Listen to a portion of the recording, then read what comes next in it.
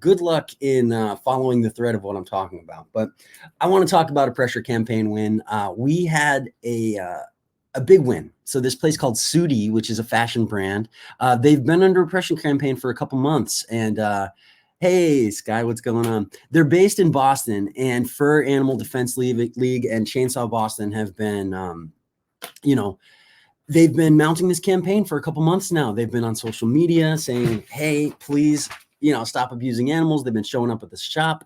There've been police involved. And finally, yesterday, the owner of SooDee made a statement saying that, you know what, SooDee's fur free, and very excited to anytime that happens, that's a big win. And it just goes to show the power of community and a sustained pressure campaign, because this group, SooDee, this fashion brand, they didn't want to change. They resisted this change. They made fun of us. They mocked us, and now they've changed. And so what we need to take from this is it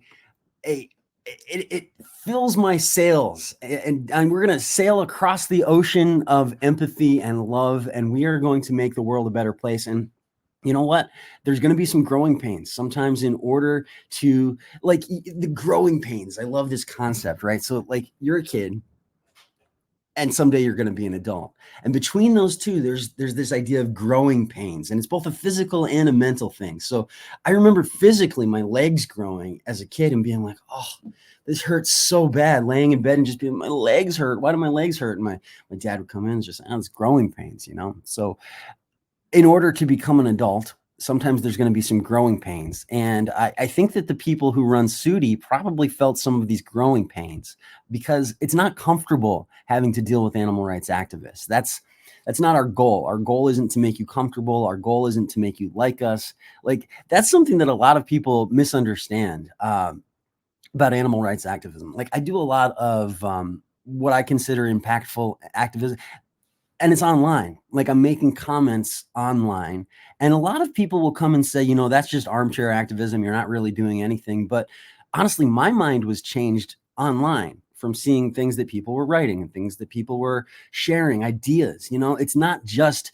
oh, I'm lazy, so I'm sitting here, blah, blah, blah. Like, we live in a time where we can reach the entire world just through this wonderful thing called the internet. So we should be using this tool. We should be getting out there. We should be commenting. And these growing pains, they are going to continue to happen, because the cool thing is, vegans, we already know that you don't like us. Like, carnists, of course you don't like vegans.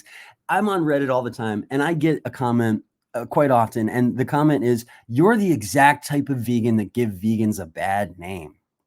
And, people say that, and I understand where that comes from, because when people feel like they're being judged, it makes them feel bad, and it's sort of a shoot the messenger sort of situation. So it's really interesting. But as vegans, we can't be afraid of that. We have to embrace the fact that sometimes they're going to not like us. And it's not about being liked. That's the difficult part and the beautiful, liberating part of the whole thing. Because once you let go of that idea that people need to like you, then you're free. You can be yourself. You can follow your own heart. And it's one of those things that you have to practice, because if you've lived your whole life listening to what other people tell you to do, you go to church, you listen to what church tells you to do. You go to school, you listen to what church tells you to do, what school tells you to do.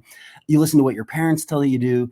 And you might not have been practicing just coming up with your own ideas and confidently standing behind those ideas. We live in a society that's always telling us what to think, but we live in a sick society. So oftentimes we are going to have to be the ones to say, no, that's not okay. I'm stepping aside. And it does take a fair amount of confidence in yourself to be able to do that. So I hope that communities like this can make you feel a little bit less like you're in a dystopia.